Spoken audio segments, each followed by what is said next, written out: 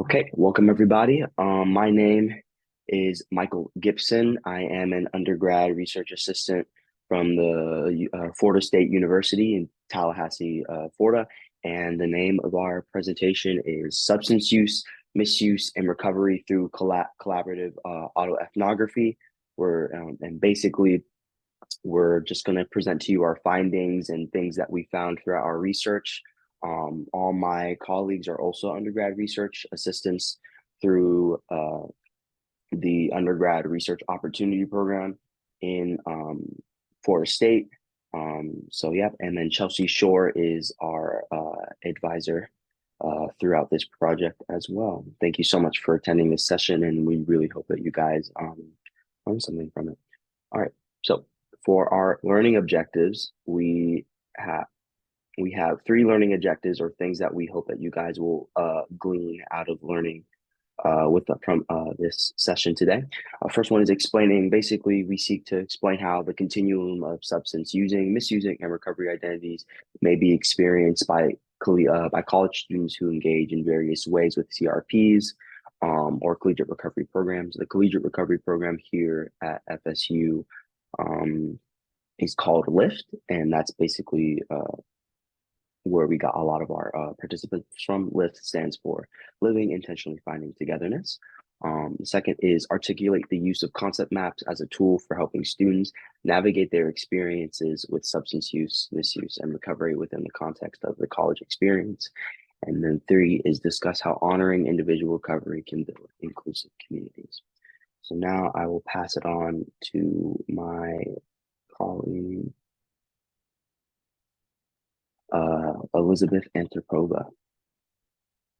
So to begin the conceptual framework, we have collegiate recovery programs.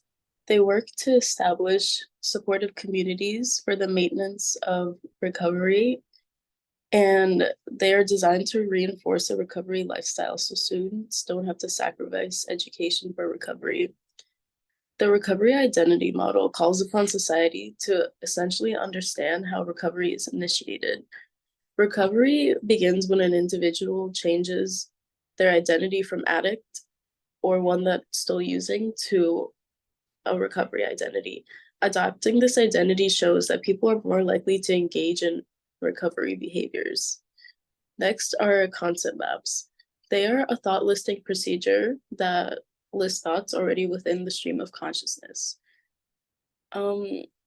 It's a personalized visualization of a concept for that specific person.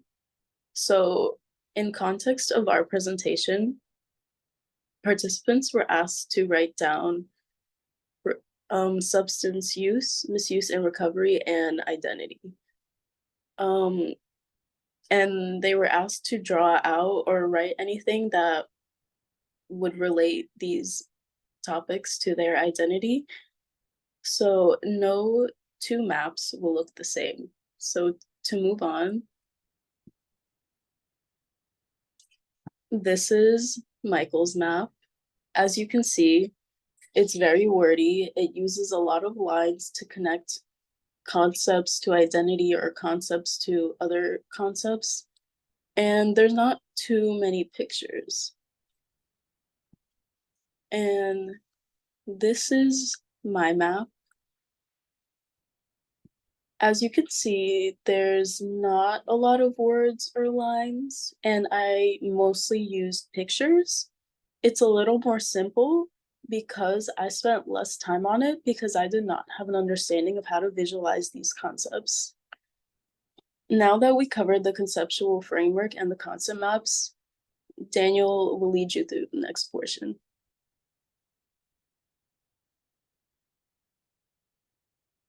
Hello. So just to give a little more context to the situation we're talking about, we all know that substance use is a staple of the college experience for most students. Students or individuals going into colleges or universities are either introduced to substance use for their first times, or they're able to explore substance use further.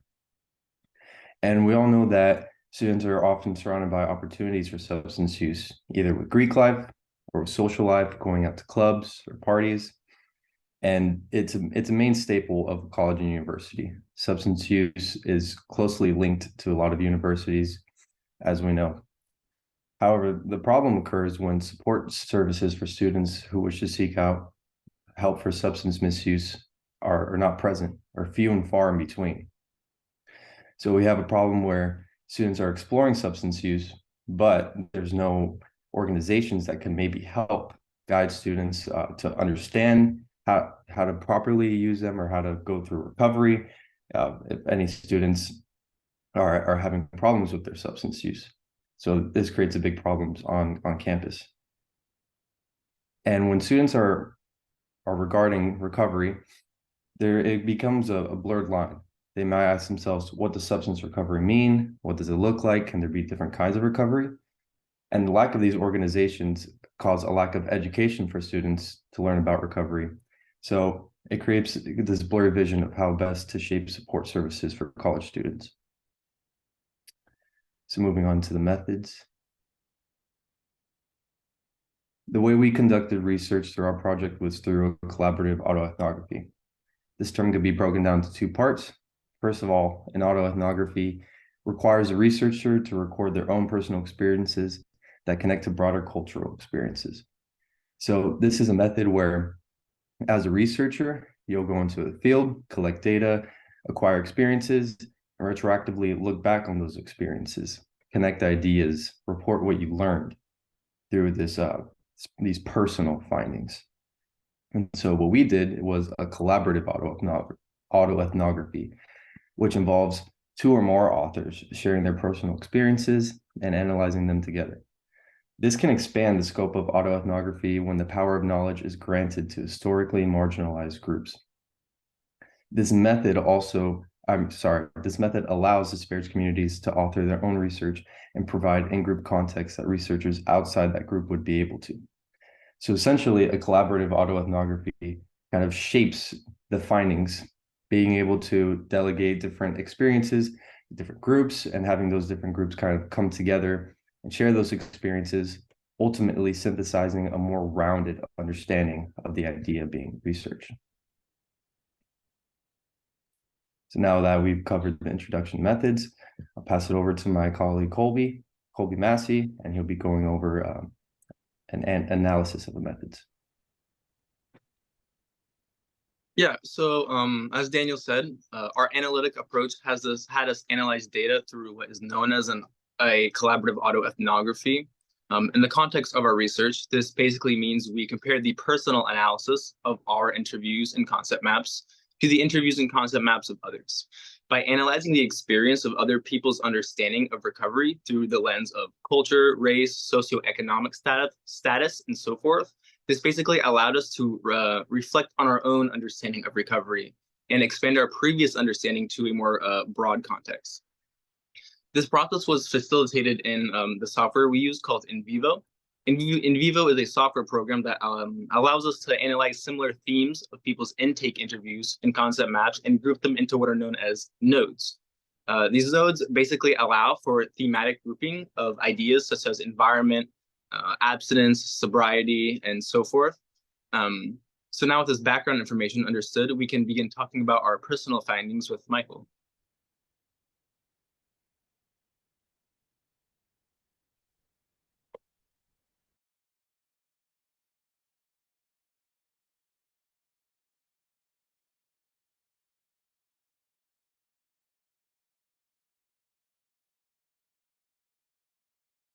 Sorry, I was muted. Thank you so much, Colby. Anyway, so in this section, we'll be going over our personal findings. Basically, each of us were tasked with basically recording things that we all found pertinent when we were analyzing the data for our population. So basically, if not all of our participants interacted with LIFT at some point, and then so LIFT is the Collegiate Recovery Program here at Florida State. And then so two interviews are held. There is a baseline interview or an intake interview, which is before they before they interact with LIFT. And in this map, in this interview, they are asked to They're asked to describe their concept map, which is what Elizabeth outlined for us earlier. And then after they are asked to then the recording of the description of their concept map is then transcribed, and then we basically code those transcriptions. And then another follow-up interview is taken where they redo their concept map, and then they also have another interview take place after they've interacted with Lyft, and then basically we code that interview as well, and then note differences between their baseline concept map or their follow-up concept map, and see if anything, if their understanding about recovery, substance use, and misuse has changed as a result with interacting with Lyft. So one thing that first thing that I noticed is that interactions with Lyft led participants to adopt more nuanced scripts surrounding substance use, misuse, and recovery. So to provide more context, Lyft focuses on a harm reduction based model of recovery, not an abstinence based model of recovery, because we find that especially in a collegiate, like in a college setting, it's very hard for college students to realistically stay abstinent from substance use, mainly because they're just so exposed to substances on a daily basis, especially here at Florida State, which is kind of prescribed as like a party school. So, and a primary way of socializing. So abstinence is a little bit is a little bit of an unrealistic way for students to approach recovery. So with that context, we found that a lot of the time that before students interacted with Lyft, they often described recovery as being abstinence from substance use. And in the context of the harm reduction model and how recovery is framed within Lyft, recovery and abstinence are two different things. And they often attribute substance use or substance misuse to being when they become dependent on substances to solve some sort of problem, whether it's like anxiety, whether in personal anxiety with school, or depression when it comes to their own personal mental health issues. So the second thing that I found is that involvement in Lyft also led to an adoption of a recovery identity present in the follow-up concept maps, basically a reconstruction of their own personal identities. So after the students had an opportunity to interact with Lyft, come to a couple events, and interact with the recovery community, the recovery community at Florida State, I found that they were more likely to adopt a recovery identity. So what we mean by the student adopting a recovery identity is that they are now in a holistic, transformative process to change not only the way they view substance use, but their relationship with substances. And so this, for Lyft, for all students, they go through a 30-day period of abstinence. And through this 30-day period of abstinence occurs a lot of self-authorship and a lot of self-reflection that has the student, think about as to the reasons as to why their substance use can be considered misuse, and how they can change themselves in a more holistic and even spiritual way to be able to change that relationship with substances, and then make sure it's not a harmful relationship with substances. And then also the recovery identity, and the way we define recovery here at Florida State or in Lyft, is that it doesn't necessarily mean that you have to be substance free or absent the entire time. Sometimes students would find themselves going back into substance use, but in a more responsible and safe manner after a 30-day abstinent period. Or some students would have a prolonged period of abstinence that included a lot of self-authorship, and a more spiritual and interpersonal exercise. All right. And another thing we found that I found is that environment influenced whether participants engaged in substance use or not. And so environment can be described as their family environment, their school environment, or their own personal environment. So, for example, a lot of students, there was a common theme with students that when it came to defining substance misuse, especially with students that came from from family backgrounds that had a lot of substance misuse. Often students that came from backgrounds with families that had that had substance misuse issues often had a more specific definition of substance misuse and what it looks like, and also more holistic, not necessarily just using substances often in a time basis, but the reasons as to why they use those substances. Also, a lot of students also describe substance use used in a party setting or in a social setting, because as I mentioned earlier, Florida State is a party school. So a lot of substance use would take place in a social context, and a lot of students felt that substance use was a way to feel ingrained or a part of their community. And then the last important takeaway that I found is that stigma surrounding recovery inhibited participants from adopting a recovery identity. So basically, what we define like stigmas is basically these like preconceived notions that our participants had before interacting with Lyft about recovery, mainly that recovery is an abstinence only process, in that you still want, and that if you're in recovery, you still will not partake in the use of substances. Although we do have, when students do come into Lyft and they do want to enter the recovery process, there is a 30-day abstinent period that is non-negotiable, but after that 30-day period of abstinence, if the participant and their accountability partner feel as if that it is appropriate to start using substances, to go back to using substances, then the participant will. Also, other stigmas surrounding recovery, like that you can't like have fun if you're in recovery, or that there are no social activities or things that you can partake in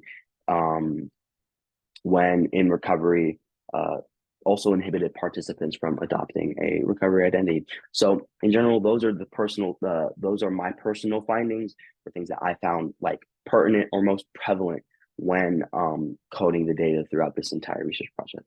And then now I will pass it over to Danny, and he will describe his own personal findings. Thanks, Mike. So for my personal findings, one of the first things that I became educated on was the recovery process and common recovery terminology. So as Mike briefly touched on before, the recovery process is a very nuanced thing. There's a bunch of different ways we could go about it. And depending on the individual, there'll be different efficacies for these processes. So we have harm reduction models, abstinence models. Not everything works for everyone. Everyone has to find what works for them. And for recovery terminology, one of the most prevalent things that I found was understanding the difference between abstinence and sobriety is extremely important when tackling recovery. So these two definitions are often lumped together, and people often refer to them as the same thing. Abstinence is simply abstaining from using substances, but it may not mean sobriety. Sobriety is a higher order, higher intention way of going about addressing your substance use. So understanding the distinction between these two terms overall provides recovery with a more nuanced description, which could allow for a more detailed and more catered way of addressing recovery for an individual, let's say. And one thing I was initially made aware of was the stigmatization and how it suppresses conversation about substance use, misuse, and recovery. So upon getting recruited for this research project, we had to come in, and write our own concepts maps or draw our own concept maps and do a transcription. So given that I was in a academic or professional environment, I thought that it would be inappropriate to kind of go into depths about my substance use, misuse, and recovery. So upon this transcription and these concept maps, I kind of talked about these ideas from the outside. I talked about what I saw within friends, family, heavily excluding myself. And this was due to stigmatization. I thought I would be judged. I thought it was inappropriate. But overall, I was missing the whole point. The whole point of these concept maps and these intakes is to look inward, to basically map out how do you think about substance use, misuse, and recovery. This gives the individual a better understanding of themselves, how they relate to these concepts, and how they could work forward into a recovery or whatever it is they think is appropriate for themselves. So as I say down here, I had a reluctance to share my own history and relationship with substance use. So it's important to destigmatize these type of topics. The whole point of the LIFT program is to provide an environment where we could facilitate these conversations about substance use, misuse, and recovery. Because if we could have more conversations, more students would be more open to having these conversations, maybe looking within themselves, having a conversation with themselves. Hey, am I misusing? Should I be in recovery? Those types of things. So that was a very important point. And also, I gained an understanding of the importance of collegiate recovery programs and facilitating environments conducive to recovery. This was a hands-on experience I saw. Being a part of the LIFT program, attending LIFT events, it showed just how efficient these recovery programs are in creating a community, facilitating a conversation. This is the utmost importance. We need these on college campuses more than we know. And something that I saw within the participants, which was really interesting, is just to give some context, we would do an initial concept map, then a transcript, and maybe we'll do a follow-up concept map with the same participant, and then a post-concept map. So 3 different concept maps over a span of time. And I would go through and analyze these and kind of connect ideas. And something that I found within participants, which was very interesting, was the list of benefits in recovery, how they kind of expand as we go through the initial map, post map, or follow-up map, post map. The recovery benefits would expand exponentially as we get to the post map. And so this showed to me that the benefits to recovery might not be as obvious when someone is first maybe entering a program or first initially looking inwards and asking themselves about their substance use, misuse, or recovery. But as they became a part of the program and as they took active steps towards recovery, for example, and they go and revisit that concept map and go and revisit themselves, hey, have a conversation with themselves, updating on how they think about these concepts, it would go from recovery would maybe be like, oh, maybe I'll have more energy. Maybe I do good in school in the initial map. And then the follow-up map, it will be like, well, I was doing good in school. I had more energy. I spent more time with my friends. I had better relationships. There was a lot more benefits in that recovery context of the concept map following up as they went through the program. So that's really important, because if we could expose more students to these type of concept maps and intakes, they could realize that other students like them found the benefits to recovery as they went through the program, which will make the program more appealing and beneficial for the participants. So those were the main findings that I found to be important pertaining to this project and collegiate recovery programs in general. So I'll pass it over now to Elizabeth, and she'll go over her personal findings. So I had my own personal findings and findings that related to a more general context. So to start with a more general approach, I saw that substance misuse is almost normalized in a college setting.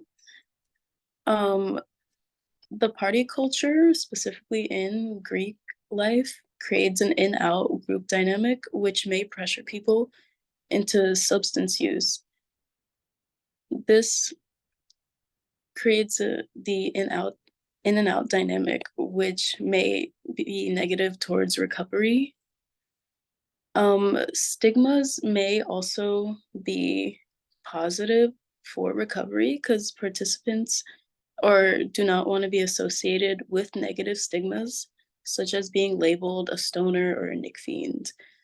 I also saw that identity transformations can look like turning substance misuse or addictions into healthy habits. An example of this could be going to the gym. And then specifically for me, I found that addictions can manifest outside of substance misuse. For example, a habit for me would be working, going to the gym, too much time on my phone, too much TV, too much sugar. Also stigmas made me hesitant to admit I was misusing. And through engagement with Lyft, I found a pathway into recovery. It helped me find a group to hold me accountable. And through engagement with Lyft, I was able to learn more proper terminology and a lot of key differences between sobriety and abstinence. I would like to pass it on to Colby. Yeah, so for my findings, I found that analyzing the recovery and recovery identity of others changed my own understanding of recovery significantly. So much so that by the end, I actually found myself adopting a recovery identity that I previously did not hold. So something interesting that I found was that amongst my colleagues and other participant intake interviews is that they actually have completely different understandings of recovery. So for example, one person might view recovery just through the lens of substance use, like how they want to view the relationship with substance use. But other people actually took a more world philosophy approach to their own recovery. So recovery may have entailed ideas like how they want to go about life, what their drives are, what kind of virtues they want to follow. And these are so like radically different ideas of recovery that I actually found that this actually makes sense with our understanding of wanting to broaden the idea of recovery, because it provides such a more effective way of meeting people where they are and getting them to where they want to be through recovery. I also found that connecting with others through Lyft has greatly impacted my own goals. Now that I see myself as someone with a recovery identity, I desire to help others in the recovery process a lot more. This is especially important to me as I plan to pursue the field of psychiatry. So with that being said, we can move on to our discussion now. So for our discussion, there are 3 points written down that we believe kind of encompass what we want to compose of our discussion section. The first one being is the identity continuum. When discussing substance use, misuse, and recovery, we find that recovery looks different for a lot of people, like I said in my findings. A person who is in recovery may be able to use certain substances without it affecting their recovery from other substances. So, for example, someone may need to abstain from marijuana, but they can still drink with friends socially on weekends without problems. This path to recovery looks a lot different. Someone who may need total abstinence may not be the same as someone who can continue to use substances. As every person's experience with substance use is different, it would then follow that every person's effective recovery would also look different. The second part of discussing the identity continuum is that substance use, misuse, and recovery is a very nonlinear process. This basically means that a person may start out at substance use, and this may develop into substance misuse and then recovery. But then they may even look back to use or misuse before then returning to recovery once more, for example. People will hop between these 3 stages very often, and none of it is linear in nature. And so for our second point, concept maps also provide a tool for others to navigate their relationship with substance use, misuse, and recovery. In our context, it provides college students with a means to identify their personal relationship with these ideas in a very non-verbal, non-linear way. Students are free to map use, misuse, and recovery however they see fit, which in turn allows for internal exploration of these concepts for the individual. These prove especially useful for students who may not fully understand use, misuse, and recovery in their own lives, and as a result, a method that is more open-ended, as concept mapping allows, the student can therefore explain their unique relationship with use, misuse, and recovery in a way that makes more sense to them. And finally, honoring individual recovery is crucial to transforming our way of navigating through substance usage. Through programs like LIFT, our on-campus Collegiate Recovery Program, we are able to honor what recovery means to the individual. This in turn makes for a much more effective method of getting others to reach their substance recovery goals. In addition, inclusive recovery communities help encourage students who may feel marginalized or railroaded out of social groups to adopt a recovery identity much more often. These 2 points kind of feed into each other, as broadening the definition of recovery will in turn create this inclusive community by honoring the individual. For a long time now, recovery has commonly been defined as what is known as being abstinent or 100% clean from any substance use. However, this archaic definition of recovery boxes individuals into a recovery method that might be totally wrong for them to pursue. By broadening this definition of recovery, we have now seen incredibly effective pathways individuals are taking to meet their own needs of what they believe recovery is. And that wraps up our discussion section.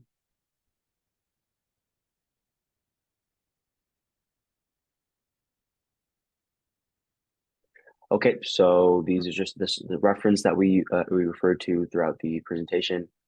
So yeah, we just want to thank everyone for coming into our session, just lending a listening ear and being able to see what we gleaned from our research experience. We really hope you guys took something important out of our session here. And just again, thank you again. We want to thank Chelsea again for being an absolutely amazing research mentor. And we want to thank you guys for your time and thank you for attending our session. Okay. And with that concludes our presentation. Thank you so much.